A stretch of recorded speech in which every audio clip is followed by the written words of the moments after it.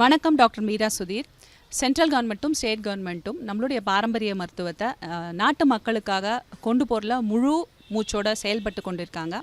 அந்த மாதிரி ஸ்வர்ணப்ராஷன் அப்படிங்கிறது கோல்டு, தேன், அப்புறம் நெய் மற்றும் மூலிகை மருந்துகளோட கலந்து கொடுக்குற ஒரு மூமெண்ட்டை ஆரம்பிச்சிருக்காங்க. கோவிட் டைமில் அது பல ஆயிரக்கணக்கான மக்கள் கொண்டு போனாங்க. ஒரிசாவில் கிட்டத்தட்ட 30,000 பேருக்கு ஒரு சிஎஸ்ஆர் ஃபண்டோட அவங்க கொண்டு போயிட்டுருக்காங்க.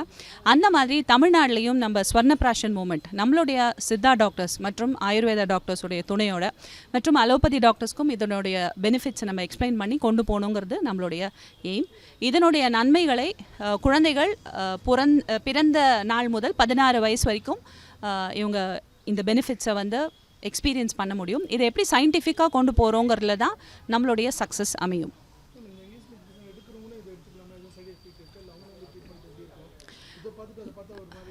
இல்லை இங்கிலீஷ் மருந்துக்கும் ஆயுர்வேத மருந்துக்கும் 99% முரண்பாடு கிடையாது. அது வந்து அலோபதி டாக்டர்ஸ்க்கும் ஆயுர்வேத டாக்டர்ஸ்க்கும் தெரியும் கரெக்டாக. சரியா? இந்த ட்ராப்ஸ், வேக்சினேஷன் ட்ராப்ஸ் கொடுக்குற மாதிரி தான் இதுவும். வேக்சினேஷன் ட்ராப்ஸ் வந்து இம்யூனோ பாடிஸை இன்க்ரீஸ் பண்ணும்.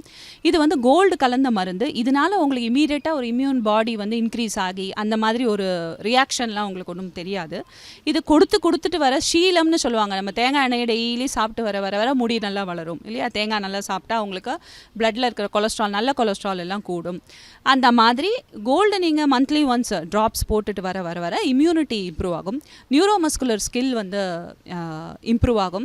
டாக்டர் கிட்ட போகிற விசிட்ஸ் வந்து குறையும். அப்புறம் சளி ஜுரம் வந்து ரெக்கவரே ஆகாது. ஒரு கோட்டா முடிஞ்சிருக்கும். டெங்கும் ஆன்டிபயோட்டிக் சாப்பிட்டு முடிச்சிருப்பாங்க, இல்லை வேறு ஏதாவது கண்டிஷனுக்கு. அப்புறம் ஆன்டி மலேரியல் அந்த மாதிரி மாற்றி போகும்.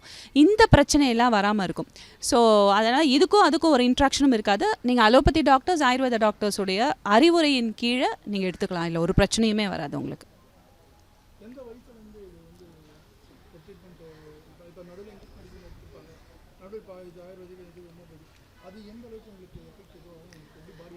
அதான் பிறந்த நாள்லேருந்து 16 வயசு வரைக்கும் கொடுக்கலாம். சென்ட்ரல் கவர்மெண்ட் மந்த்லி ஒன்ஸ் புஷ்ய நட்சத்திரத்துக்கு கொடுக்க சொல்கிறாங்க. அப்போ 1 இயர், ஒரு வயசுலேருந்து 16 வயசுனா 16 வருஷம் எடுத்துக்கணுமான்னா தேவையில்லை. அட்லீஸ்ட் 1 இயர் 12 டோஸ் நம்ம எடுத்தால் கூட நல்ல ஒரு பலம் கிடைக்கும்.